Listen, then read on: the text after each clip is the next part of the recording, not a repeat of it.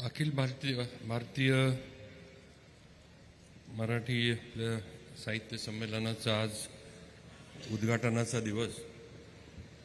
या उद्घाटनाच्या कार्यक्रमाला उपस्थित असलेले आमचे नेते आणि महाराष्ट्राचे नेते मान्य नामदार श्री देवेंद्र फडणवीस साहेब मुख्यमंत्री, त्याचबरोबर माझे सहकारी मित्र मान्य नामदार जयकुमारजी गोरे ग्रामविकास मंत्री, त्याचबरोबर या संमेलनाचे अध्यक्ष मान्य विश्वास पाटील साहेब, त्याचबरोबर डॉक्टर मृदुला गर्ग ज्ञानपीठ पुरस्कार विजेत्या, डॉक्टर तारा मोहोळकर माजी अध्यक्ष, त्याचबरोबर प्राचार्य मिलिंद जोशी अध्यक्ष अखिल भारतीय मराठी साहित्य मंडळ, या साहित्य साताऱ्यात होणाऱ्या संमेलनाच्या कार्याध्यक्ष मान्य विनोद कुलकर्णी, ज्यांनी आम्हाला सहकार्य केलं ते भारतीय विद्यापीठाचे डॉक्टर शिवाजीराव कदम सर,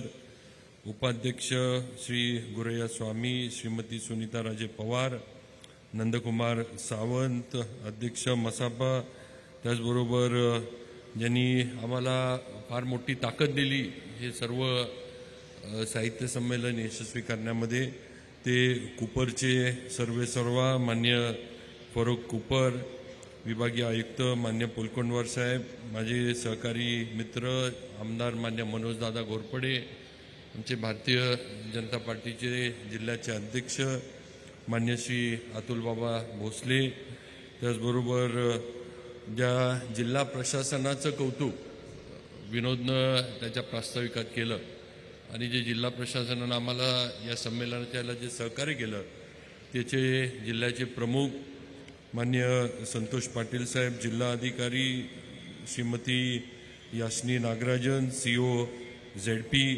त्याचबरोबर सातारचे SP मान्य तुषार जोशी साहेब, ज्यांची नुकतीच सातारा नगरीच्या नगराध्यक्षपदी महाराष्ट्रात 1 नंबरच्या मताधिक्यानं निवड झाली, ते सातारचे नगराध्यक्ष अमोल मोहिते आणि इतर सर्व ज्येष्ठ साहित्यिक, यापूर्वी झालेल्या संमेलनाचे सर्व संमेलन अध्यक्षसुद्धा इथं आहेत, त्यांचं पण मी मनापासून या ठिकाणी सातारमध्ये स्वागत करतो।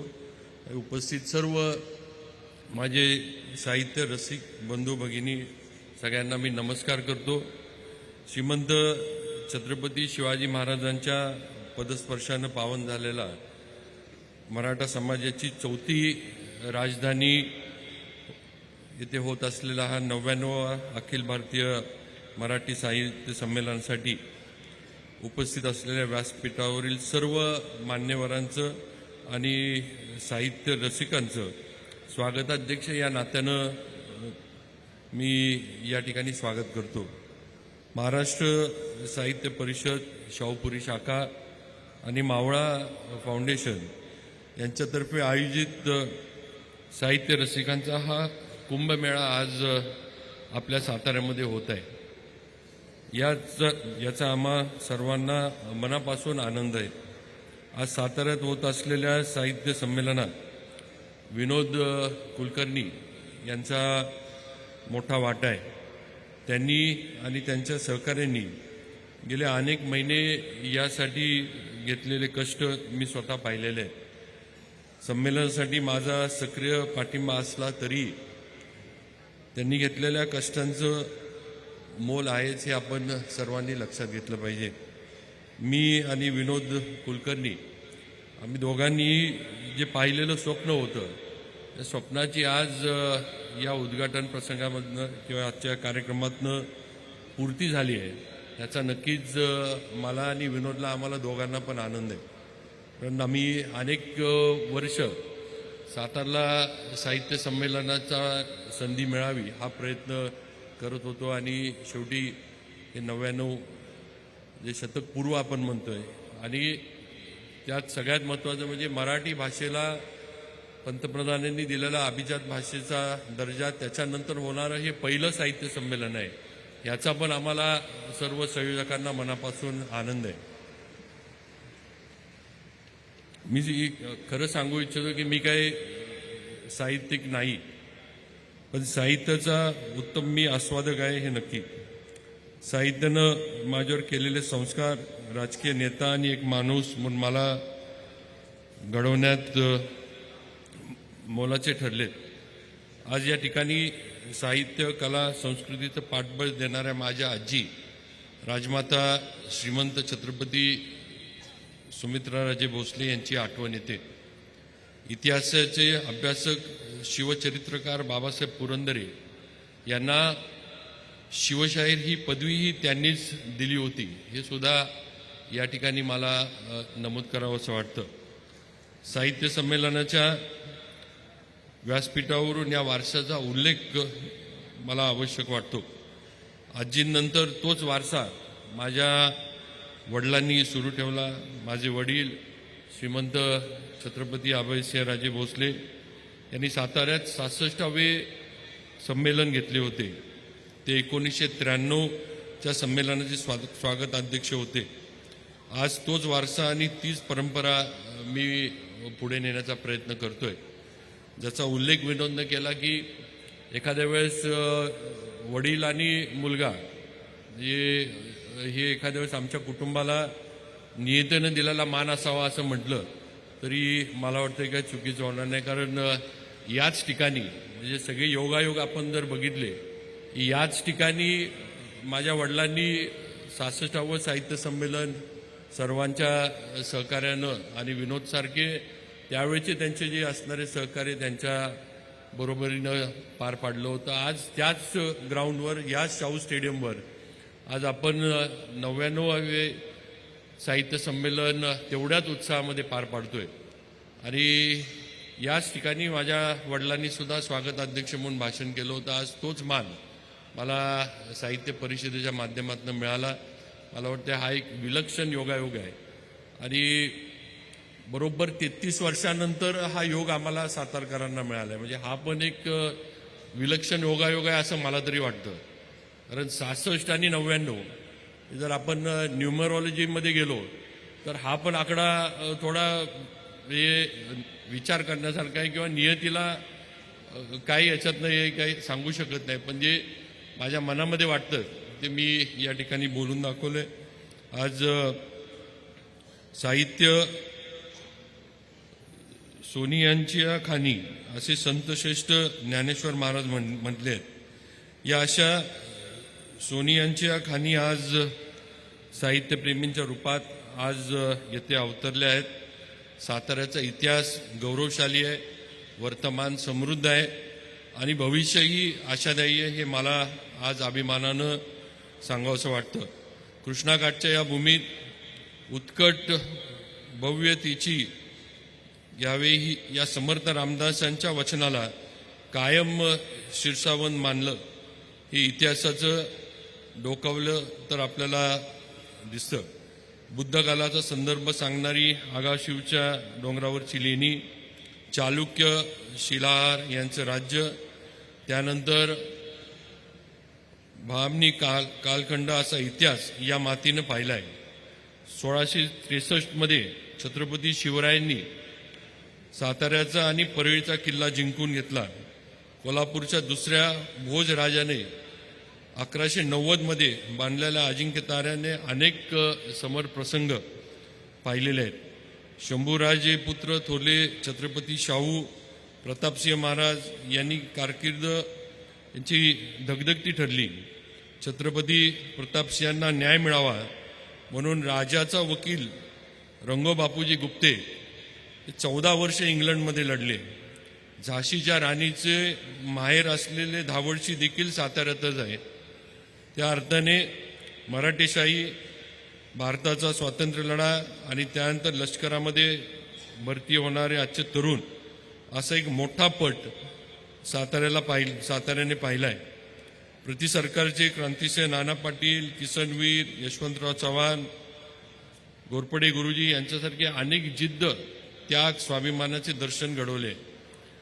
मुघलांच्या काळात मराठी भाषेच्या अभ्युदयासाठी राज्य व्यवहार कोश करणाऱ्या शिवछत्रपतींनी भाषेसाठी केलेले काम हे मोलाचे ठरलं.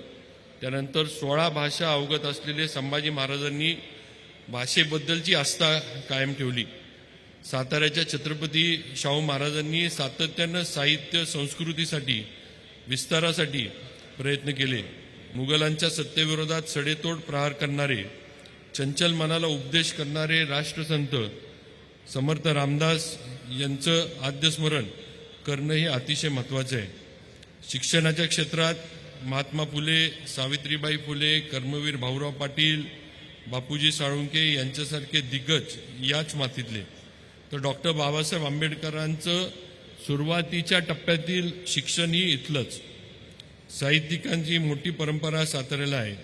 ना. ह. आपटे, यशवंत, मासी मर्डेकर, याशिवाय स्वामी केवलानंद सरस्वती, तर्कतीर्थ लक्ष्मणशास्त्री जोशी, भवानराव पंतप्रतिनिधी, महाकवी गदी Madgulkar, Venkatesh Madgulkar, Narubhau Limaye, Baba Maharaj Satarkar, doctor Sarojini Babar, barrister P G. Patil, Bal Kolhatkar, Narendra Dabholkar, प्राचार्य शिवाजीराव भोसले, डॉक्टर युमा पठाण, शाहीर फरांदे, यमुनाबाई वायकर, शंकर सारडा असे अनेक अभ्यासक, विचारवंत, साहित्यिक साताऱ्यानं दिले.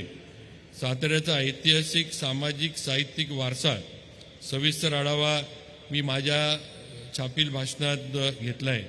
मात्र अशा अनेक ज्ञात अज्ञात व्यक्तींचं स्मरण या व्यासपीठावरून करणं मला आवश्यक वाटतं. साताऱ्यात 1993 मध्ये 66वे संमेलन झाले. माझे वडील श्रीमंत अभयसिंहराजे त्याचे अध्यक्ष होते. त्यानंतर साताऱ्यात थंड झालेली साहित्य चळवळ 2011 मध्ये महाराष्ट्र साहित्य परिषदेच्या शाहूपुरी शाखा सुरू झाल्यानंतर पुनर्जीवित झाली.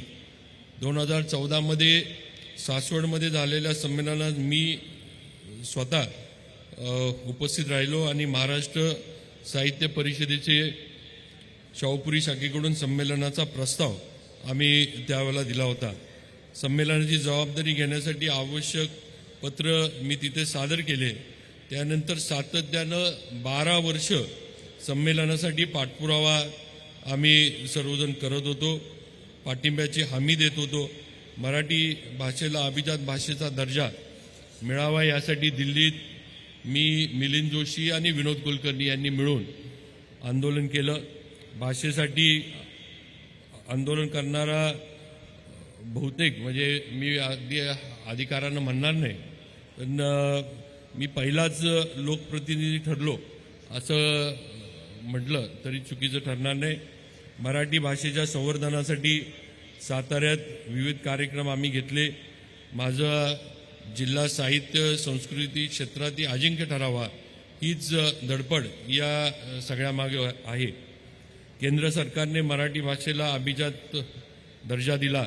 हा दर्जा मिळाल्यानंतर पहिलं महाराष्ट्रातील संमेलन साताऱ्यात होत आहे. ही देखील एक महत्त्वाची बाब आहे. मी या निर्णयाबद्दल देशाचे आदरणीय पंतप्रधान नरेंद्रजी मोदी, महाराष्ट्राचे लाडके मुख्यमंत्री आमचे नेते देवेंद्रजी फडणवीस यांच्यासह केंद्र सरकारमधील विविध मंत्री आणि राज्य मंत्रिमंडळातील माझे सर्व सहकारी यांचे मनपूर्वक आभार मानतो. साताऱ्याच्या साहित्यिक सांस्कृतिक विकासात साहित्य संमेलन झालं म्हणजे संपलं असं मुळीच नाही. संमेलन हा या वाटचालीतील पहिला टप्पा आहे. आता या पुढची वाटचाली अतिशय महत्त्वाची असणार आहे. सन 1993 मध्ये साहित्य संमेलन झाल्यानंतर ही चळवळ वाढली नाही, मात्र यावेळी तसं घडणार नाही. साताऱ्याचे थोरले शाहू महाराज यांचा दैदिप्यमान कारकिर्दीला इतिहासात योग्य असा न्याय मिळाला नाही असे माझेही मत आहे. त्यांचा ऐतिहासिक कामगिरी आणि त्याची माहिती जनसामान्यात पोचवण्याचं साहित्यिकांसह आपण सर्वांनी मिळून प्रयत्न करूया. स्वराज्य रक्षक संभाजीपुत्र श्रीमंत छत्रपती शाहू यांचं भव्य स्मारक साताऱ्यात व्हावं अशी विनोद कुलकर्णी यांनी केलेली मागणी ही रास्त आहे आणि आमचा सर्व सातारकर म्हणून याला पाठिंबा आहे. शाहू महाराजांच्या जीवनावर खंडात्मक चरित्र प्रसिद्ध व्हावं, तसंच शाहू महाराजांच्या जीवनावर अनुदान देऊन दूरचित्रवाणी मालिकेची निर्मिती झाली पाहिजे अशी विनंती मी मुख्यमंत्र्यांना सुद्धा करू इच्छितो. पुणे ज्याप्रमाणे महाराष्ट्राची सांस्कृतिक राजधानी आहे त्याप्रमाणे भविष्यात साताराही सांस्कृतिक केंद्र व्हावं यासाठी माझा पुढाकार राहील. अनेक अडचणींवर मात करणारे महाराष्ट्र शाहूपुरी शाखेचे आणि मावळा फाउंडेशनचे मावळे आगामी काळातही भरीव कामगिरी करतील असा माझा विश्वास आहे. साताऱ्याच्या भविष्यासाठी केलेल्या या मागण्या माझ्या किंवा विनोद कुलकर्णी अशा एका दोघांच्या नाहीत, त्या समस्त सातारा जिल्हावासियांच्या मागण्या आहेत. शाहूंसोबत सातारचा विकास करणारे श्रीमंत छत्रपती प्रतापसिंह महाराज यांचंही स्मारक सातारमध्ये व्हावं. त्याचबरोबर अभिजात मराठीच्या संवर्धनासाठी विनोद कुलकर्णी आणि आयोजक संस्थांकडून आयोजित उपक्रमांना माझा यापुढे कायम पाठिंबा राहील. 21व्या शतकातील पहिली 25वी संपली आहे. पुढची 25वी मराठी भाषेचा अभिजात दर्जा टिकून राहण्यासाठी प्रयत्न करणारी ठरावी असा निर्धार आज या व्यासपीठावरून मी करू इच्छितो. रसिको, साताऱ्याचा पाहुणचार कंदी पेढ्यांसारखा गोड आहेच, पण या गोडव्यामागे संघर्षाची धार आहे. अनंत आमची ध्येयशक्ती, अनंत आमच्या आशा हे ब्रीद घेऊनच आम्ही या संमेलनाचं आयोजन केलं आहे. आयोजनात काही उणिवा राहिल्या असतील तर त्या आमच्या मर्यादा म्हणून पदरात घ्याव्यात. साहित्य चर्चेच्या दरबारात आपण सर्व समान आहोत. येथून जाताना केवळ आठवणी घेऊन जाऊ नका, तर मराठी भाषेच्या संवर्धनासाठी एक नवा विचार आणि जिद्द घेऊन जा. साहित्याची ही पालखी आपण सर्व मिळून पुढे नेऊया. जो जे वांछिल तो ते लावो प्राणीजात या पसायदानाच्या ऊर्जेसह मी माझे शब्द संपवतो. जय हिंद, जय महाराष्ट्र, जय राजधानी सातारा.